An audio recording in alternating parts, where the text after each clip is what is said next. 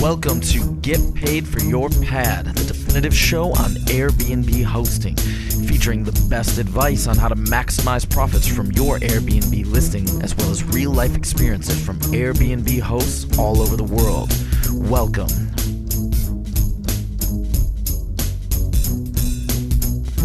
Get paid for your pad. Get paid for your pad. Get paid for your pad. Get paid for your pad. Get paid for your pad. Get paid for your pad. Are you spending too much time managing your Airbnb guest communications? With Aviva IQ's easy-to-use automated messaging service, your guest communications go on autopilot so you can go back to living your life. Get your free Aviva IQ account at www.avivaiq.com. Welcome to Get Paid for Your Pad. I'm your host, Jasper, and I am here with Glenn, who's going to be co-hosting this podcast episode. And Glenn, of course, is the Director of Marketing at Hostfully. How's it going, Glenn? It's going great. I'm just here in DC, and they're experiencing a bit of a heat wave. So anytime I step out of my hotel, I got to bring a towel with me. Well, it's pretty similar here. I'm in New York, and it's very, very hot. I'm actually sitting in the living room in my Airbnb right now, wearing only underpants because there's no air conditioning there's in the bedrooms, but not in the living room, and the sun is just shining through the windows. I had to close the windows for this recording because, as you're probably aware, New York is a busy and loud city. I totally feel you there.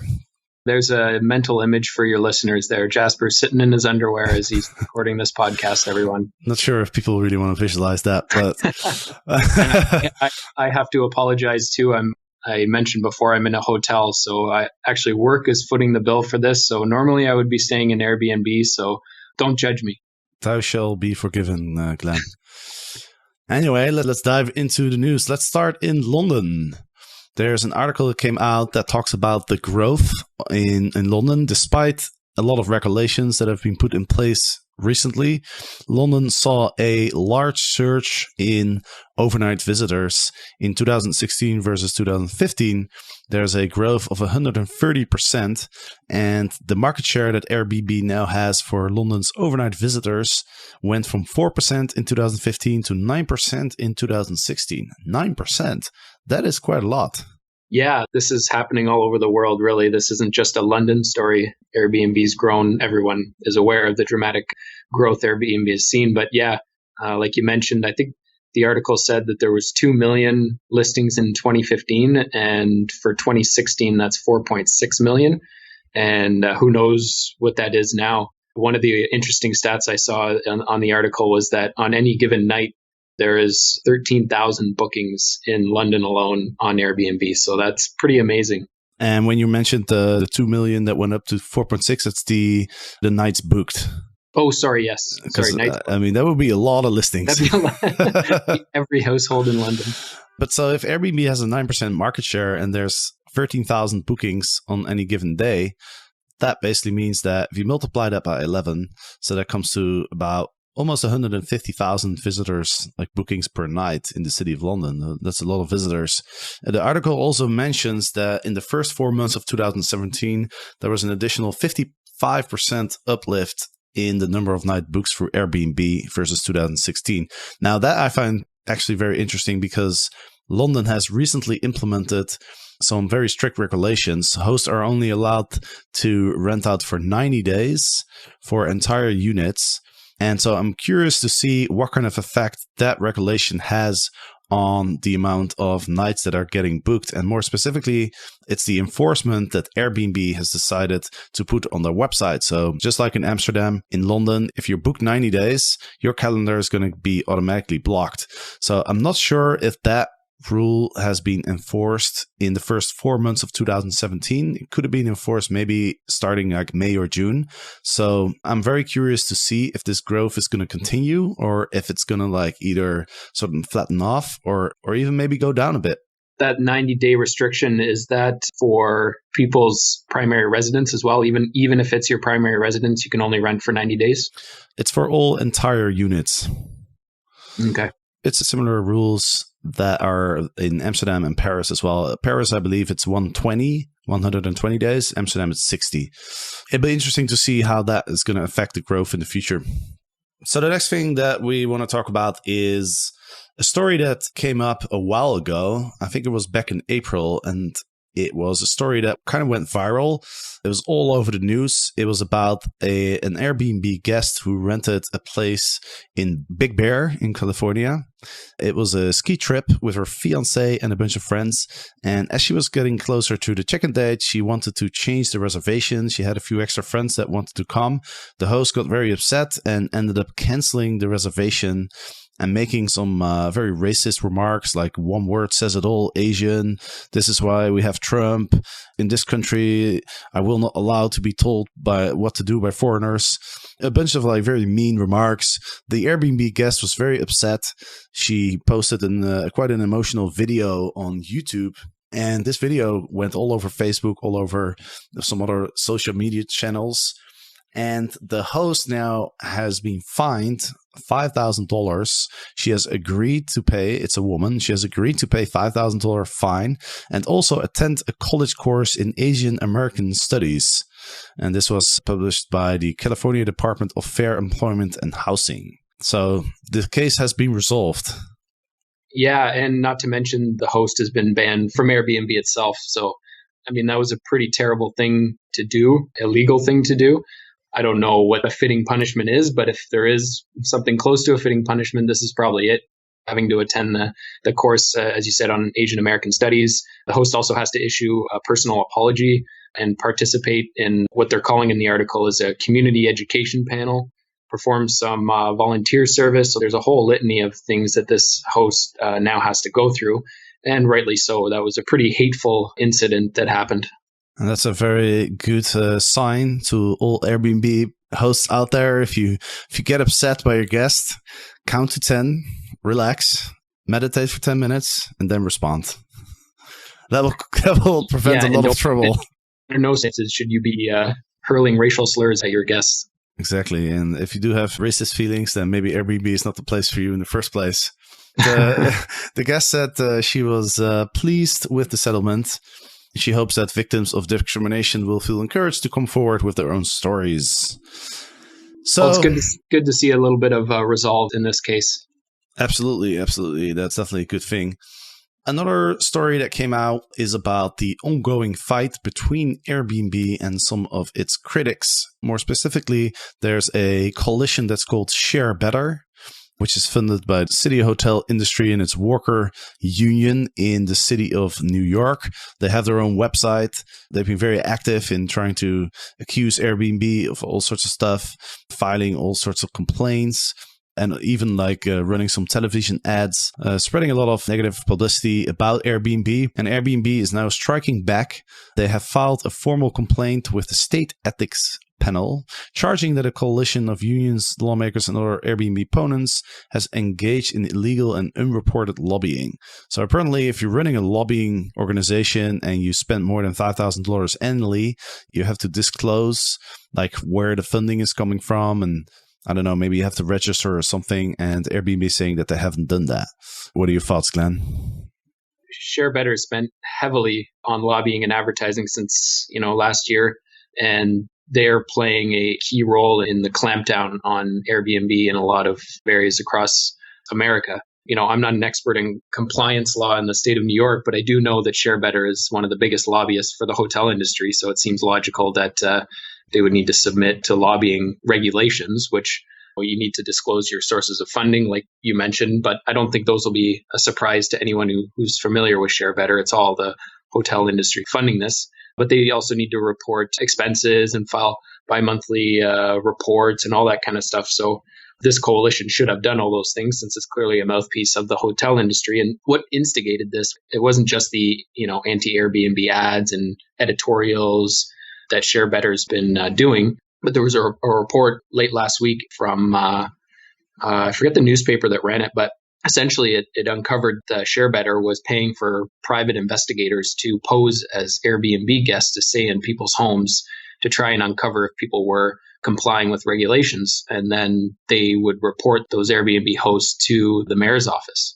Yeah, that's what instigated this. It's a very aggressive tactic by ShareBetter, and it just seems, completely unnecessary. Airbnb showed pretty open willingness to negotiate with local municipalities. They've signed over 250 agreements to date with local municipalities. They even enforce the regulations on their site, in your home city, Jasper, of Amsterdam, like we were talking about earlier. They will enforce stay limits right on the website. So, Airbnb showed a willingness to work with local municipalities, and which ShareBetter is doing is very aggressive.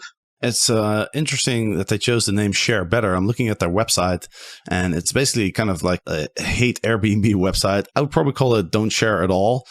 It's more, sounds like more a better name to represent like kind of what they're doing, because I don't think they're really interested in, changing the way that people share and improving it. They're more just focused on trying to create negative publicity about Airbnb, I think. I mean, on their website, they're saying that Airbnb enables racism to flourish.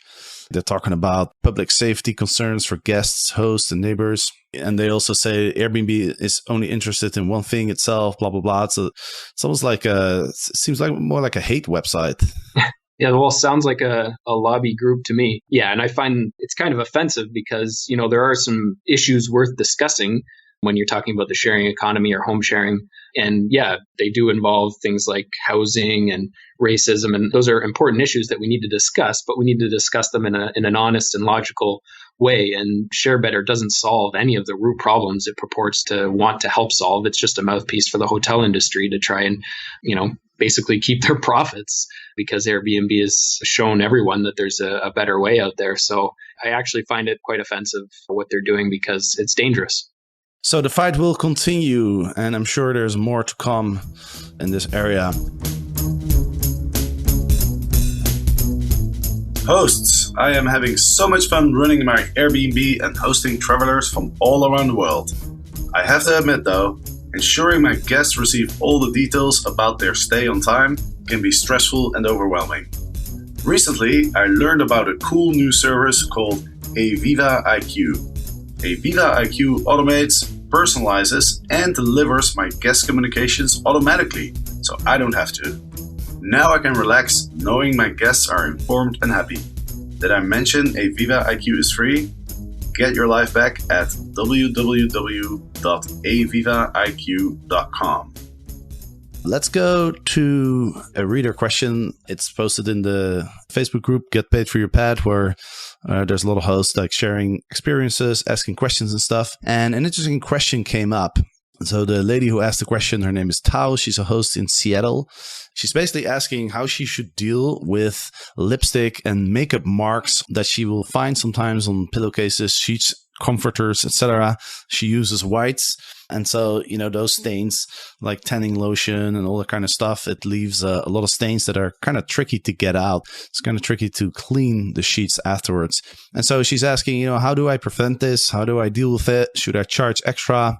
And there's just been a pretty active discussion. And so I just wanted to go through the different recommendations that people have made. First of all, one of the recommendations I think is really good is to provide your guests with removal wipes, like makeup removal wipes. If you provide those, then there's a good chance that the guests will use them and before they dive into your bed with all the white linens. There's also a bunch of cleaning products that apparently are very good for getting rid of all these types of stains. A few of them that are mentioned are Vanish Ultra Action, OxyClean, Triple Action Shout. I'm not really familiar with these brands. They must be American brands, but apparently they do a pretty good job at removing stains. Another recommendation is to leave the sheets in water with bleach overnight and then wash them at 90 degrees. Not sure if that's good for the sustainability of the sheets, but I'm not a cleaning expert, so who knows. Another suggestion is to provide brown towels for the removal of makeup, so that way they're not going to stain as much, or at least you're not going to see it. But actually my favorite recommendation is somebody posted a picture of a note that the host puts in the bathroom It's a very nice note. It's in a little green frame. It looks very nice.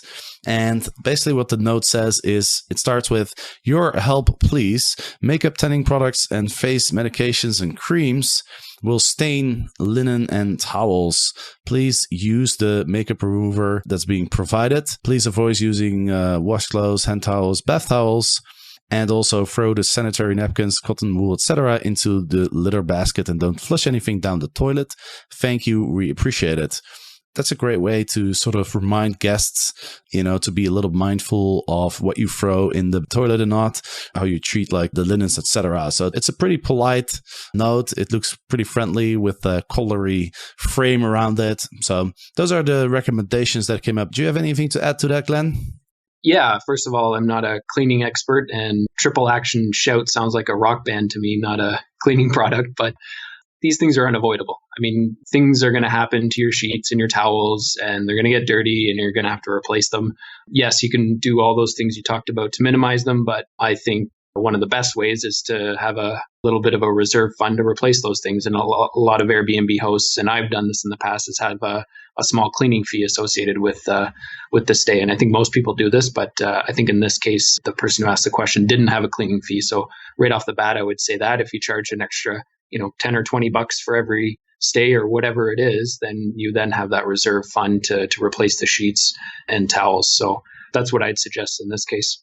Awesome. That's great advice. And for those who are interested in more cleaning tips, by the way, episode 67 and episode 153, we talk about a lot of different cleaning aspects and also how to arrange like a perfect Airbnb turnover. And by the way, I'm working on creating sort of an inventory of all the different podcast episodes out there. I get a lot of questions these days. I have like about 170 episodes published now.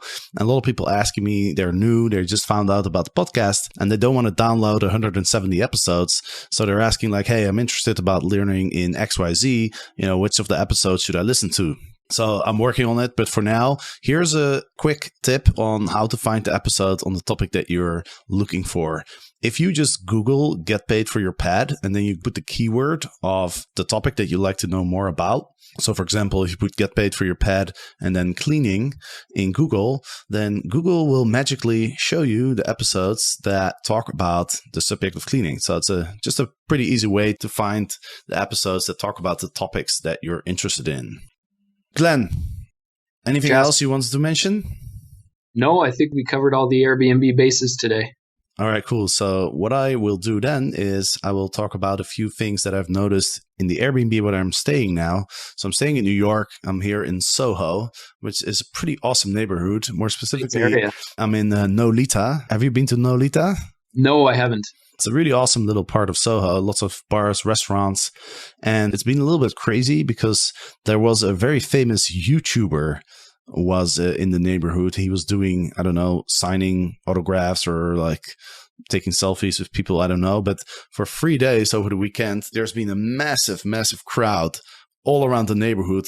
There's thousands of people waiting on the sidewalks for a guy. I think his name is Nolan Paul. Have you ever heard of him? Doesn't ring a bell. It's basically a YouTuber. It's a guy who does vlogs on a daily basis. He just like talks about his life and stuff. And man, it just kind of showed me how famous these online YouTube celebrities can get these days. It's been like super hot here in New York, like 90 degrees or so. And people are literally standing on the sidewalk for hours and hours and hours to catch a glimpse of this YouTuber guy. It kind of made a big impression on me, but I'm glad they're gone now because I couldn't open my door. Like there's literally people standing on the sidewalk right in front of my door, sitting on the doorsteps. But anyway, it's been super fun here. The apartment where I'm staying, I'm sharing it with a friend of mine who came all the way from Australia. There's two things that I've noticed that this host could improve on. First thing has to do with the bedrooms. So I think we talked about this a few times before, but when you're coming from another continent, you generally have a jet lag when you arrive. And so did I. I came from Amsterdam, which is 6 hours ahead of New York. And so what happens is that I get tired pretty early on in the evening. And then I also wake up pretty early. So what I'm really trying to do is I'm trying to go to bed a little later. And then hopefully I can sleep a little later as well. So the first couple of days I was waking up at 4 or 5 a.m. But it's kind of hard to shift that if at 5:30 a.m. or so, the sun rises and it's just like super, super bright in your room and you don't have any good curtains to block that sunlight. And so what I had to do is I've actually gone ahead. There's a little closet with a bunch of stuff in there. I've used all my creativity to literally built some sort of it almost looks like a sound studio now in my bedroom. I've grabbed everything that I could find that I could use to sort of build a wall in front of my window. I've used all sorts of blankets and even like a steel bar that I had to put like a counterweight on it on one side and then put a blanket on the other side. I mean, it just looks like a fort inside. It's pretty crazy. But now I finally managed to create a situation where the light is blocked out enough for me to actually sleep until, like 8, 9 a.m., which really helps. So that was the first thing that I wanted to mention. Take a look at your bedroom. Maybe go into your bedroom at 7 in the morning or something and see how bright it is and see what you can do to provide your guests with an option to blacken out the light if they prefer to do so. Because I'm sure a lot of people, they want to maybe just get up early and enjoy the day. But if you at least provide some curtains that black out the light, then I think a lot of guests will really appreciate it. The second thing that I noticed, it has to do with the Wi-Fi. So I see this a lot in Airbnb places where you arrive and then the Wi-Fi is written down on the router, but it's the standard network name and the standard password are provided by the networks or by the router manufacturers are generally like insanely difficult. You look at the Wi-Fi here, there's like 100 Wi-Fi networks that pop up, and a lot of them have exactly the same characters except for like 1 or 2 numbers. So first you have to look to go through all these different networks to find the right one.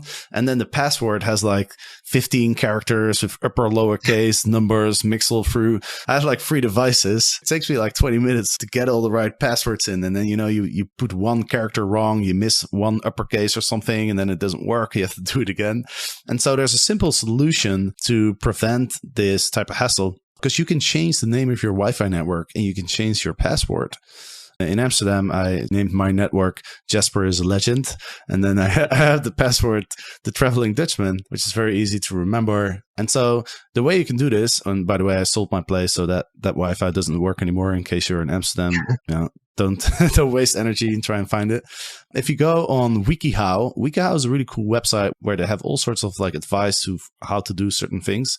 If you just Google WikiHow, how to change your Wi-Fi password, you'll find a very useful page with pictures with big arrows, and it explains exactly how you can log into the back end of your router and how you can change your network name and also your password. So you can change it to something, maybe the brand name of your Airbnb listing could be a good suggestion because then, unless you don't want your neighbors to find out you're doing Airbnb.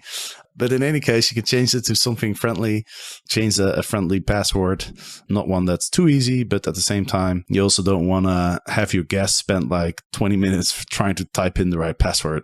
Yeah, exactly. I'm still trying to get the image of you building a fort in your underwear out of my head. I'm sorry, Glenn. There's worse things that can happen in life. Yeah, I think I need some therapy. All right. Well, yeah, hopefully you'll get over it. This is the end of this episode. So Glenn, thank you so much for joining today. It's always a pleasure to speak to you. Yeah, thanks for having me, Jasper. Absolutely. And we'll be back in a few weeks from now. And of course, there will be another episode on Monday. And of course, every Friday, we'll be discussing the news with a different co-host. Every week, it's somebody from the Hostfully team. So thanks for listening, everybody. I hope you enjoyed the podcast, and I'll see you next time. Get paid for your pet. Get paid for your pet. Get paid for your pet. Get paid for your pet. Get paid for your pet. Get paid for your pet.